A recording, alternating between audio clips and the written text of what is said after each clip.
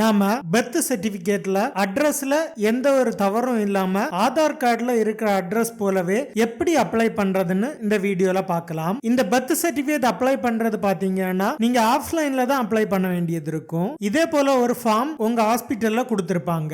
இந்த இடத்துல பாத்தீங்கன்னா நீங்க எந்த ஹாஸ்பிட்டல்ல உங்களுக்கு குழந்தை பிறந்துச்சோ அந்த ஹாஸ்பிட்டலோட பெயர் எழுதணும். அடுத்ததா உள் நோயாளி எண் இருக்கும். இதுல உங்களோட ஹாஸ்பிட்டல்ல ஒரு கார்டு தந்திருப்பாங்க. அந்த கார்டுல ஓபி நம்பர்னு ஒன்னு இருக்கும். அந்த நம்பரை இங்க எழுதணும். அடுத்ததா இந்த RCH ஐடின்னு இருக்கும். இந்த ஐடி பாத்தீங்கன்னா நீங்க பிரெக்னன்ட் ஆனப்போ உங்களோட ஆரம்ப சுகாதார நிலையத்துல ரெஜிஸ்டர் பண்ணப்போ ஒரு புக் கொடுத்திருப்பாங்க. அந்த புக்கோட ஃப்ரண்ட்ல RCH ஐடின்னு மென்ஷன் பண்ணிருப்பாங்க. அந்த ஐடியை பார்த்து இங்க நீங்க எழுதிக்கணும். அடுத்ததா தந்தையின் பெயர். இதுல குழந்தையோட தந்தையின் பெயரை தமிழ்ல எழுதணும். வலது பக்கம் இருக்க பாக்ஸ்ல பாத்தீங்கன்னா இங்கிலீஷ்ல எழுதிக்கணும். இதுல தந்தையோட ஆதார் எண்ணை எழுதிக்கணும். அடுத்ததா தாயின் பெயர் இடது பக்கத்துல தமிழ்ல எழுதணும். வலது பக்கத்துல இங்கிலீஷ்ல எழுதிக்கணும். அடுத்ததா இந்த பாக்ஸ்ல தாயோட ஆதார் நம்பரை எழுதிக்கணும். அடுத்ததா தந்தையின் அலைபேசி எண் மற்றும் மின்னஞ்சல் முகவரி கேட்டிருக்காங்க.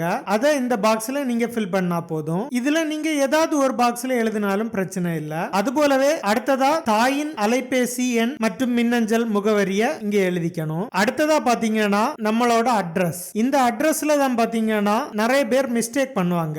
இங்க என்ன கேட்டிருக்காங்கன்னா முதல்ல கதவு எண் கேட்டிருக்காங்க. இதுல நீங்க வரிசையா உங்களோட கதவு எண்ணை டீடைலா எழுதிக்கோங்க. அடுத்ததா இந்த இடத்துல தெருவின் பெயர், உள்ளூர் பகுதியின் பெயர், இந்த டீடைல் கேட்டிருக்காங்க. இந்த இடத்துல உங்களுக்கு ஆதார் கார்டுல இருக்கிற அட்ரஸ் பர்த் சர்டிபிகேட்ல வரணும்னா ஆதார் கார்டுல என்ன வரிசையில இருக்கோ அதே வரிசையில நீங்க இதை ஃபில் பண்ணிக்கோங்க.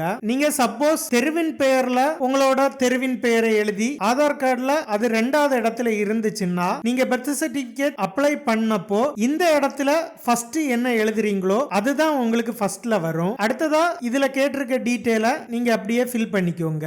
சப்போஸ் நீங்க இதை தப்பா எழுதுனீங்கன்னா அடுத்ததா கரெக்ஷன் அப்ளை பண்ணி நீங்க கரெக்ட் பண்ணியும் எடுத்துக்கலாம். குழந்தை பிறப்பின் போது பெற்றோரின் முகவரியில என்ன எழுதுனீங்களோ அதுதான் உங்களோட பெர்மனன்ட் அட்ரஸா இருக்கும் பட்சத்துல அதையும் பெற்றோரின் நிலையான முகவரியில நீங்க ஃபில் பண்ணிக்கோங்க. அடுத்ததா 9வது பாக்ஸ்ல நீங்க என்ன ரிலிஜியனோ அதை இங்க ஃபில் பண்ணிக்கோங்க.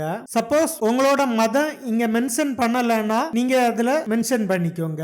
அடுத்த பாக்ஸ்ல பாத்தீங்கன்னா குழந்தையோட தந்தையின் கல்வி நிலைய மென்ஷன் பண்ணணும். இதுல பாத்தீங்கன்னா குழந்தையின் தாயோட கல்வி நிலைய நீங்க மென்ஷன் பண்ணணும். அடுத்ததா என்ன தொழில் பண்றாங்களோ அதையும் மென்ஷன் பண்ணணும். தொழில் எதுவும் பண்ணலன்னா இதுல தொழில் இல்லைன்னு மென்ஷன் பண்ணணும். அடுத்த பாக்ஸ்ல பாத்தீங்கன்னா மேரேஜ் டைம்ல தாயோட வயசை மென்ஷன் பண்ணணும். இந்த பாக்ஸ்ல குழந்தை பிறந்த நேரம் தாய்க்கு எத்தனை வயசோ அதை இங்க மென்ஷன் பண்ணணும். அடுத்ததா இந்த ஃபார்ம் யார் ஃபில் பண்றீங்களோ அவங்களோட பேரு, அவங்களோட உறவு முறை இதை இங்க மென்ஷன் பண்ணிட்டு அவங்களோட கையொப்பம் மற்றும் போன் நம்பரை இதுல எழுதணும். இதுதான் இந்த ஃபார்ம் ஃபில் பண்ற மெத்தட். இந்த ஃபார்ம் ஃபில் பண்ணி நீங்க தாயோட ஆதார் கார்டு, தந்தையோட ஆதார் கார்டு, அதுக்கப்புறமா ரேஷன் கார்டுல ஒரு செட் காப்பி எடுத்து நீங்க இந்த ஃபார்ம் எந்த ஹாஸ்பிட்டல்ல வாங்கி இருந்தீங்களோ அங்க கொடுத்தா போதும். அவங்க ஒரு 10 நாளையில ப்ராசஸ் பண்ணி மாநகராட்சிக்கு இந்த டீடைலை சென்ட் பண்ணி விட்டுருவாங்க.